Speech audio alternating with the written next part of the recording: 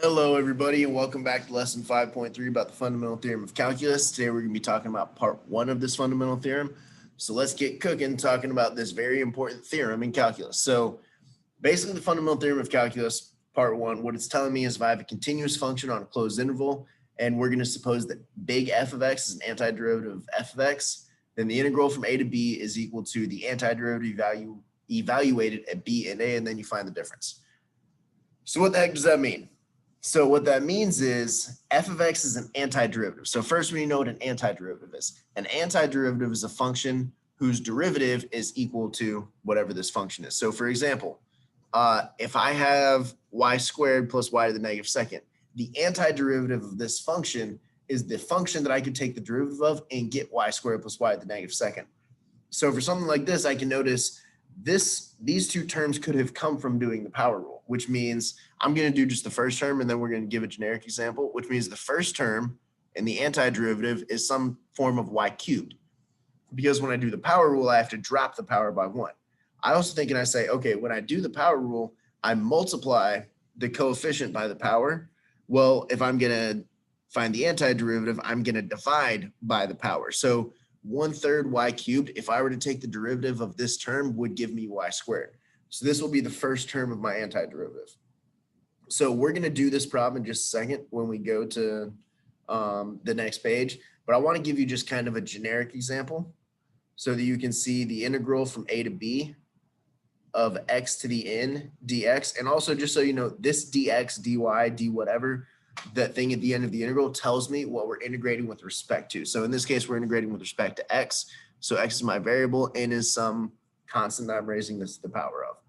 So when I apply the power rule here, then I'm going to raise the power by 1, x to the n plus 1, and then I'm going to divide by the new power. Now I want to evaluate this from a to b. So that is what it would look like for any generic term that is x to the n power or y to the n power, anything to the n power. You raise the power by 1 and then divide by the new power, and that is the antiderivative of that term if you're undoing the power rule.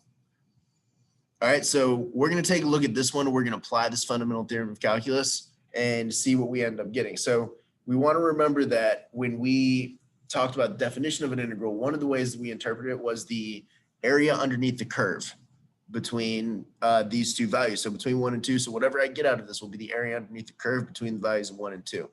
So we just did this first term. So this is going to be 1/3 y cubed. I can apply the same thing here. So then I'm going to add 1 to this power. So this will be y to the negative first. And then I'm going to divide by the new power, which is -1. So then, and then I'm evaluating this from 1 to 2. So then I can write this as y cubed over 3 minus y to the negative first. And I'm evaluating that from 1 to 2. So over here, this notation just tells me what I'm evaluating it from. So from 1 to 2 in this case.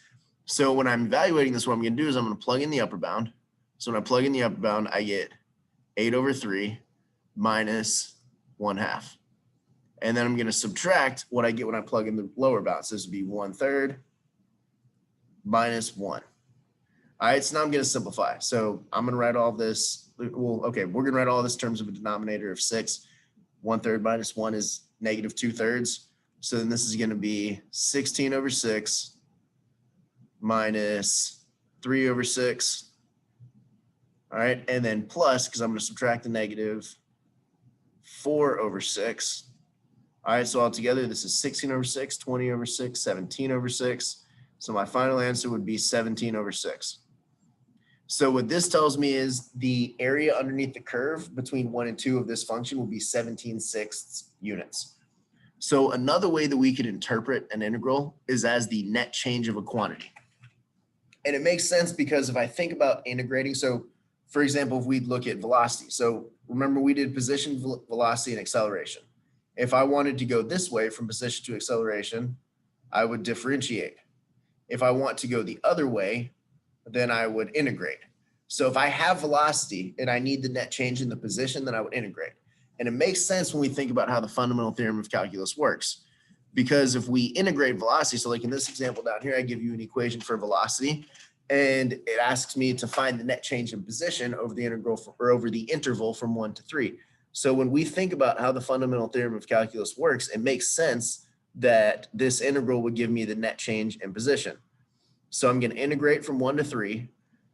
So when I integrate, this would be negative 2/3 x cubed plus 5x, and I'm going to evaluate that from 1 to 3. So it makes sense. This difference right here would give me the net change in the position of the particle, because this would be the function or some form of the function for the position.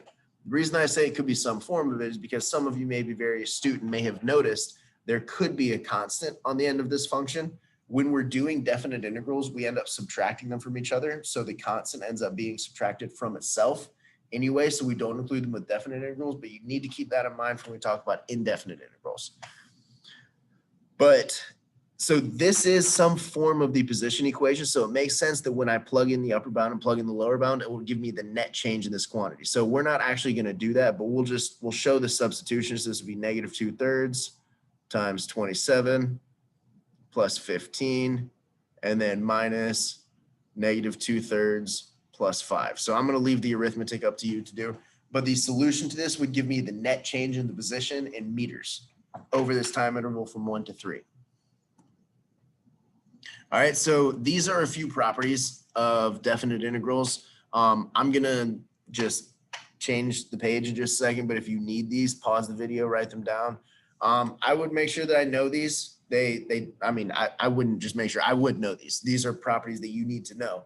So make sure that you write these down. If you have any questions about any of them specifically, bring them to class and just tell me which number you have questions about, and I will explain it to you. So write these down, bring any questions about them to class, and we're going to keep going. All right, so for the rest of these, actually, this is the one that I want to do. For the rest of these last couple are just a couple of examples for us to look at. So this is one that I really wanted to do because I see this come up and people get a little bit confused if it's just the integral of dr. So remember, dr means r is the variable that I'm taking the derivative with respect to.